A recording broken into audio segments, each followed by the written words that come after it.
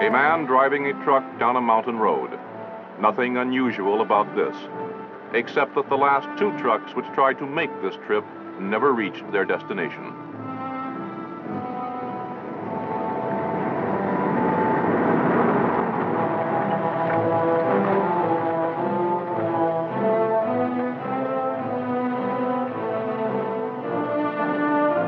Behind the wheel of the truck is an American soldier, assigned to United States Army Special Forces operating in one of the most dangerous regions of Southeast Asia, the guerrilla-infested central highlands of Vietnam. He is here to assist, to advise, and to help a remarkable people who have been called upon to progress in a single decade from a peaceful, primitive life into the violent 20th century.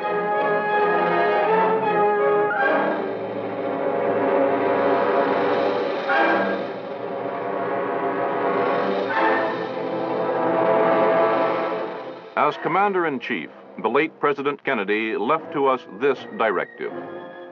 We need a greater ability to deal with guerrilla forces, insurrections, and subversion. We must be ready to deal with any size of force, including small, externally supported bands of men, and we must help train local forces to be equally effective. This is the story of what one group of Americans are doing today to carry forward that far-sighted policy.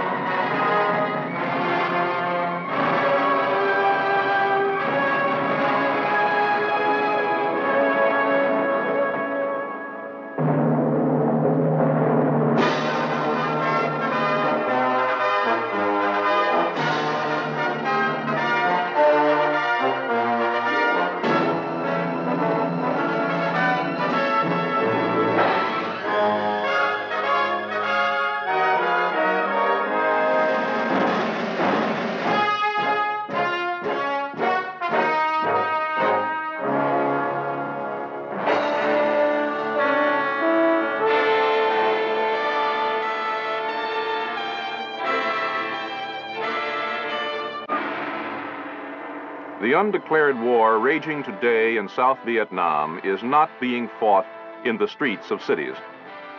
Since the guerrilla onslaught began in the late 1950s, the Republic of Vietnam has had little trouble in retaining control of the great urban centers, the place names on the map.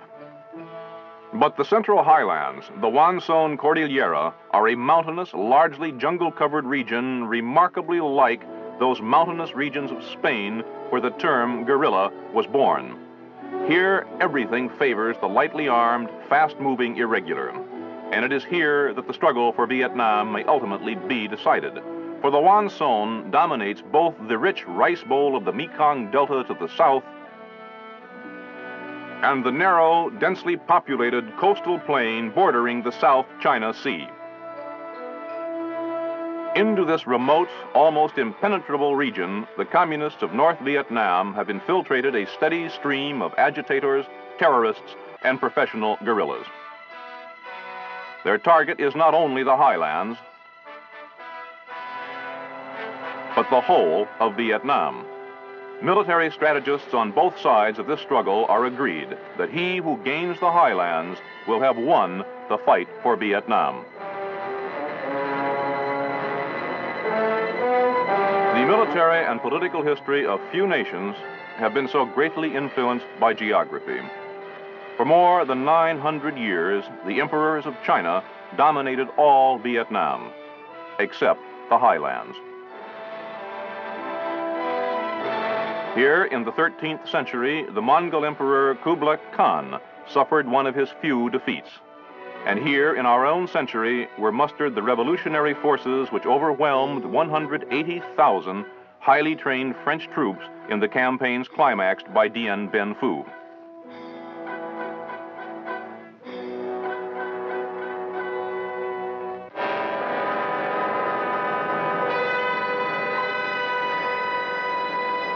Villages of the highlands are inhabited by many races, each with a tradition and a way of life distinctly its own. Known to the outside world by the French term Montagnards, or mountain people, they are known to themselves by such tribal names as Rade and Hmong, are vastly different from the light-skinned lowlanders whom the world knows as Vietnamese. Believed to be the original inhabitants of the region before the arrival of the Vietnamese more than 2,000 years ago, most of the Montagnards continue to live a Stone Age existence in the midst of the 20th century. Confined for centuries to the isolated areas of the plateaus, the Montagnards have little contact with the city dwellers of the lowlands, take little interest in the complexities of modern life. For most of them, Vietnamese is a foreign language.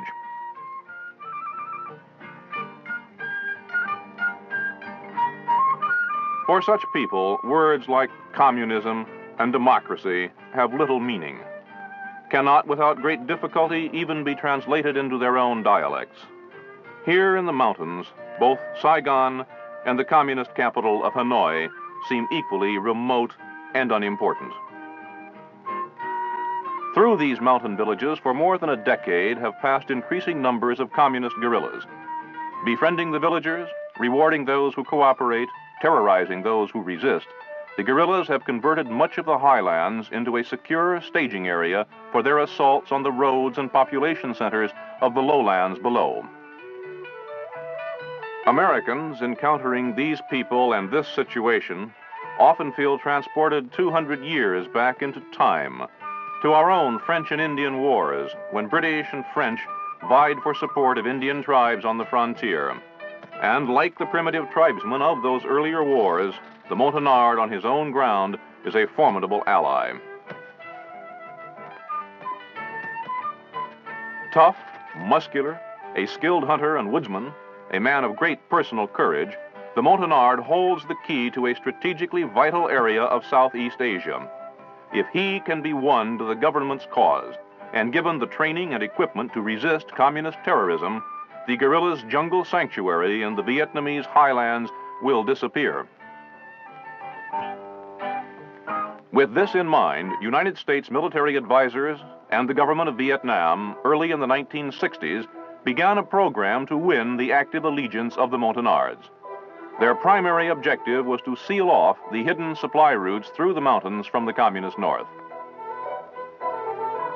Chosen to execute the plan were the anti-guerrilla experts of the U.S. Army Special Forces, accompanied by Vietnamese Special Forces, whom they themselves have trained, and through whom the bulk of their work in the village will be performed.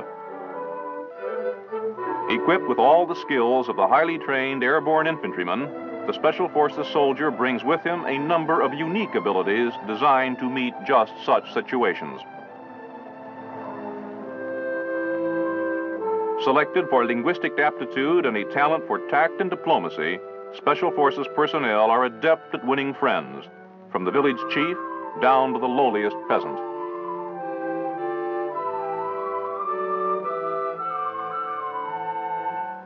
Going into a Montagnard village for the first time is an experience you don't soon forget. In the first place, the only people you're likely to find are the ones who were too old or too young or too sick to run away when they saw you coming. You give candy to the kids, talk politely to their elders, and try to convince everybody that you're not here to hurt anyone. There's no way of knowing whether the men have run away because they're guerrillas themselves or because they believe guerrilla propaganda about the government troops and the terrible Yankees. All you can do is keep your guard up and try to show by actions that you're here on a friendly mission. Our biggest asset in this kind of thing is the team medic. His main job, of course, is taking care of us. But there are no field hospitals in guerrilla fighting, so one of our medics has to know a lot about his business. With the modern medicines available, he can do a lot for people in places like this.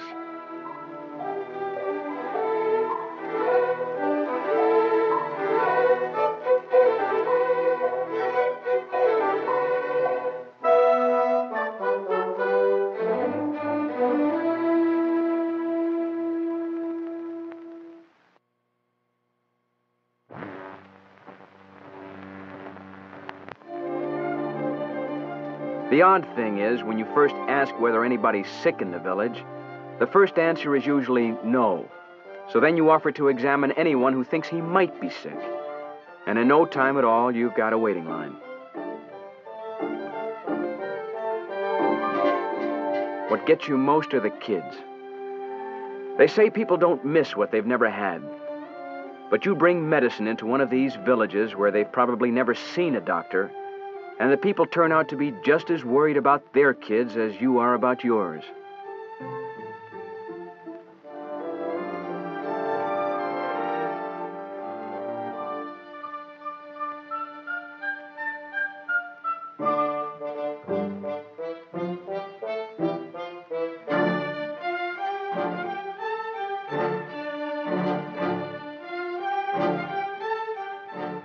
Pull an aching tooth or save a man's eyesight, and you've made a friend for life.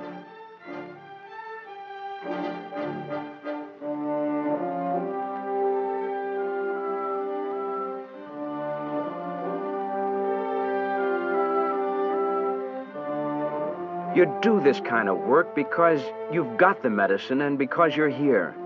And God knows it needs to be done. In some of these villages, half the people have TB. Most of the kids have impetigo, and everybody has vitamin deficiencies. Any decent human being coming into a setup like this would do what he could without asking for a reason. But the fact remains that from a military point of view, this is a good tactic. Squads and platoons of Viet Cong guerrillas have been coming through here with promises. Now, thanks to our medic, we've come along with something a lot better, something we can give them now.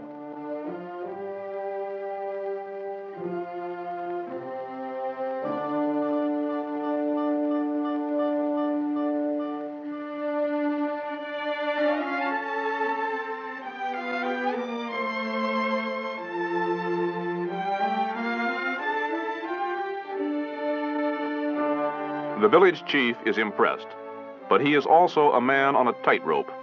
Unless his new friends can provide adequate protection, cooperation will lead to Viet Cong attacks, a devastated village, or his own assassination. The chief makes his decision. The young men are summoned back from the bush. They will train with the American and Vietnamese special forces. They will make a stand.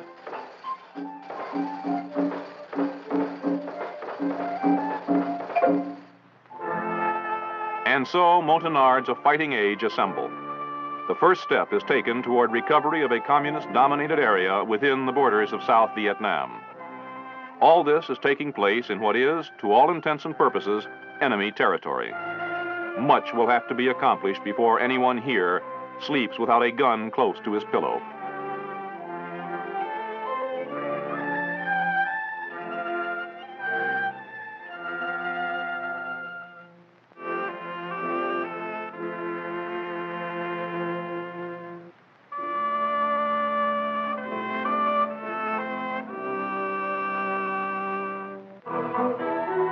Is it possible to make soldiers out of men almost untouched by the 20th century? What kind of supplies do you issue to men who have never worn pants or shoes?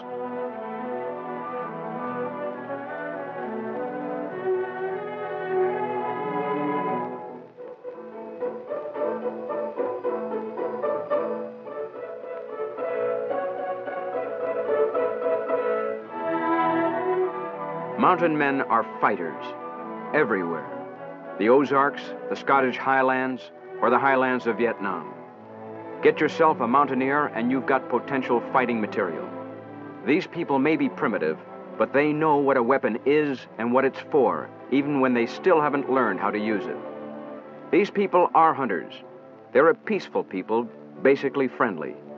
Without this guerrilla business that's been going on here for the last 10 or 20 years, you'd be as safe walking through the highlands as down a street back home.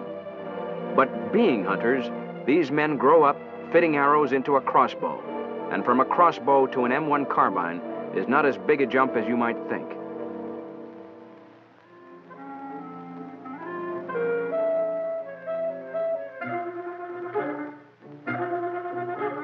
One thing mountain people aren't always so big on, though, is discipline and organization.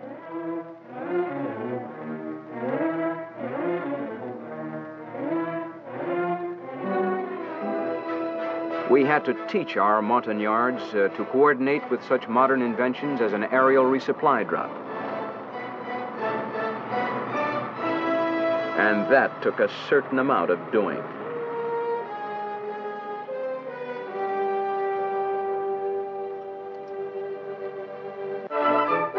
One of the Montagnard's great assets as a fighting man is the energy, the mileage he can get out of a single bowl of rice. Incidentally, this training program was by no means a one-way street. Our own food supplies were supposed to be obtained, as it said in the orders, through normal civilian channels. In practice, this meant a Special Forces sergeant, our weapons specialist to be exact, learning how to bargain with Vietnamese shopkeepers in the nearest town.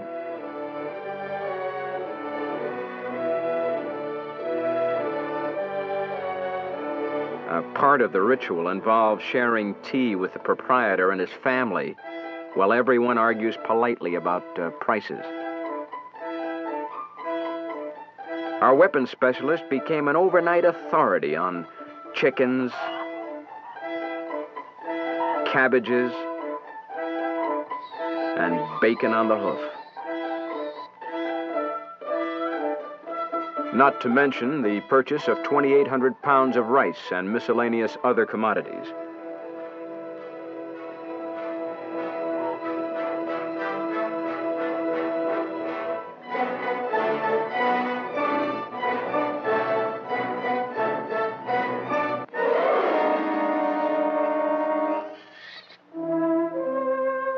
Classes for the Montagnards were conducted whenever possible by U.S. and Vietnamese special forces working together. It was a complicated operation. The Vietnamese weren't much better off than we were. Most of the lecturers required 2 interpreters. There were Vietnamese who spoke English, and a few Montagnards who spoke Vietnamese. One of us would give the lesson to an English-speaking Vietnamese. The Vietnamese would then have to pass it on to a villager who understood Vietnamese.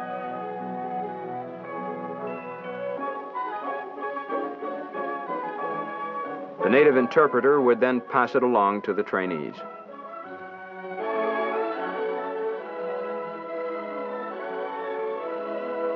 So much can get lost in translation that you have to say everything at least twice. That kind of thing takes time, but it's the only kind of training that pays off under these conditions.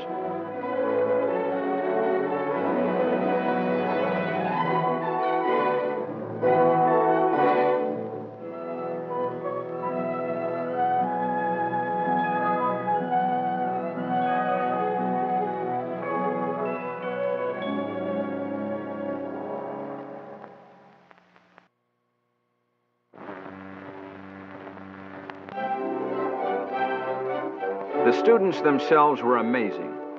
They took to modern firearms faster than most of us thought possible. These men came to us with almost none of the background you'd expect a trainee to have. Most of them couldn't read or write. Most of them couldn't even pass a draft board physical back in the States.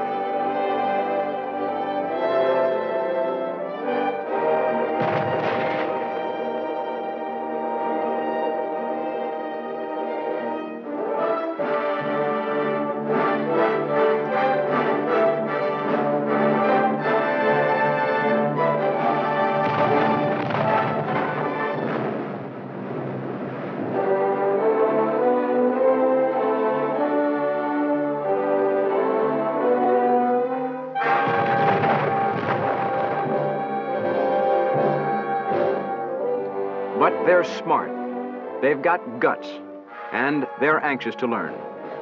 Most important, what they're learning how to defend is their own home, their own families. With that kind of motivation, you can overcome a lot of handicaps.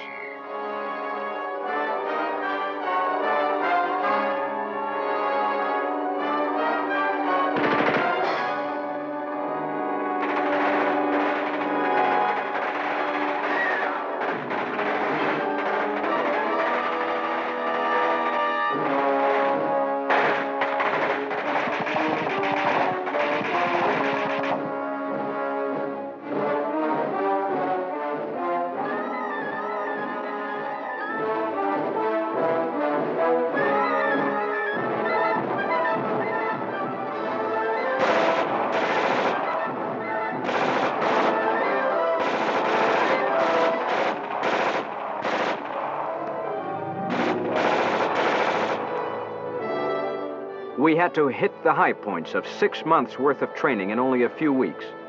But the lessons seemed to take. Our Montagnards were shaping up into some of the best anti-guerrilla fighters in Southeast Asia.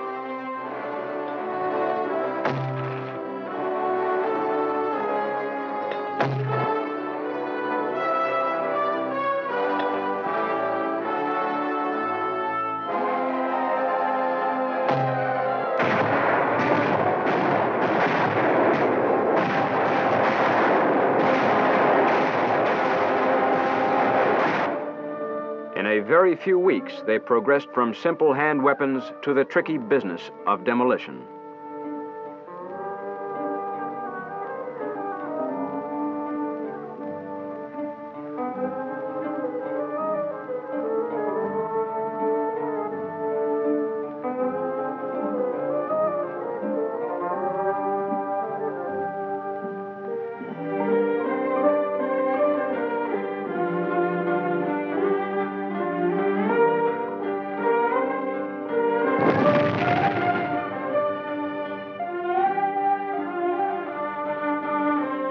Even radio communications were taken in stride. This was even more surprising and maybe more important. It meant that before we left, radios could be issued tying our friendly villages together in a sort of mutual protection association. Guerrilla bands moving in on an isolated village would touch off an automatic alarm throughout the network. Togetherness is a big thing with these people. When father goes off to training camp, the family goes along.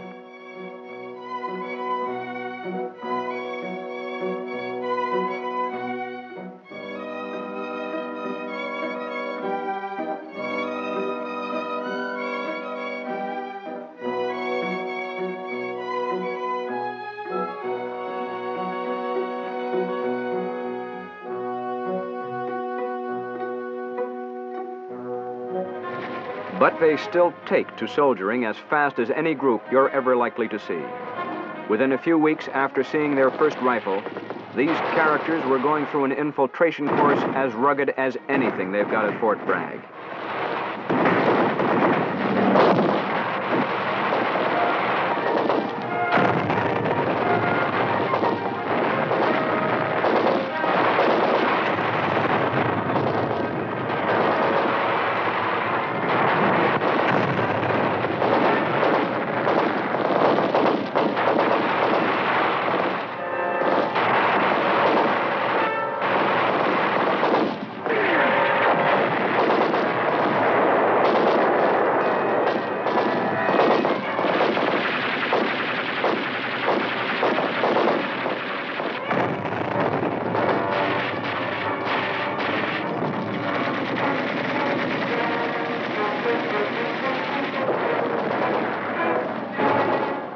They also had no trouble learning the tactics of resisting a night assault.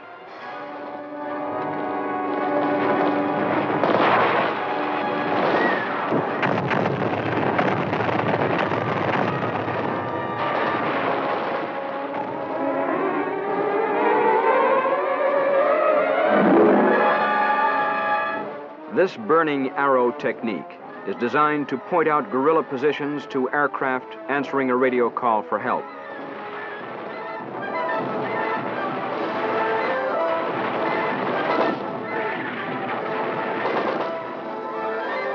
This is what the Army calls a confidence course. Here it seemed a little like teaching birds to fly or monkeys how to climb trees.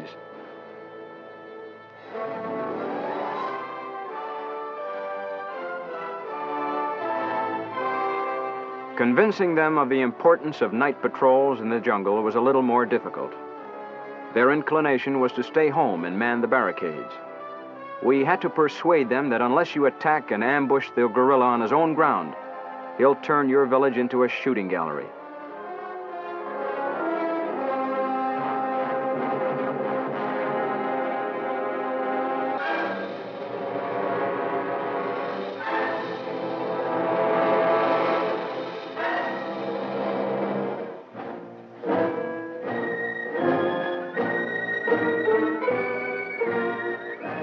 Once convinced, as usual, They learn fast.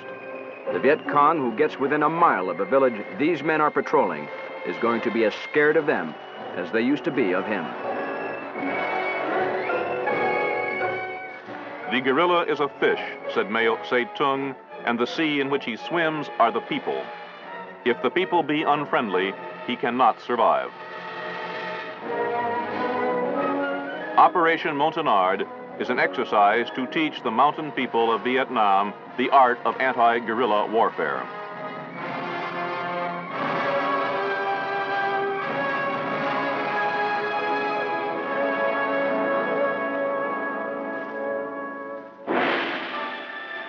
It also involves giving them a better understanding of the issues, of what the war of subversion raging in their country is really all about. Through no fault of their own, the future of these mountain people is inextricably bound up with the outcome of the struggle against communist expansion in Southeast Asia. Operation Montagnard has given them the weapons and organization to resist guerrilla terrorism.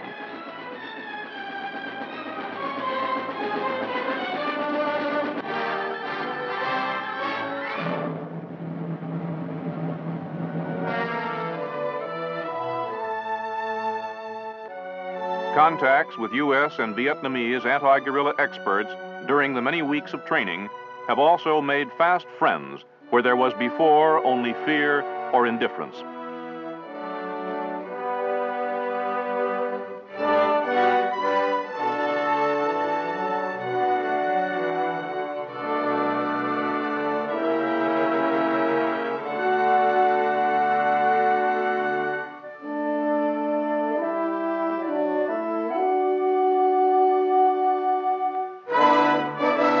Departing, men of the U.S. Army Special Forces leave behind a well-trained group of friends who may in time have a profound effect on the future of Vietnam.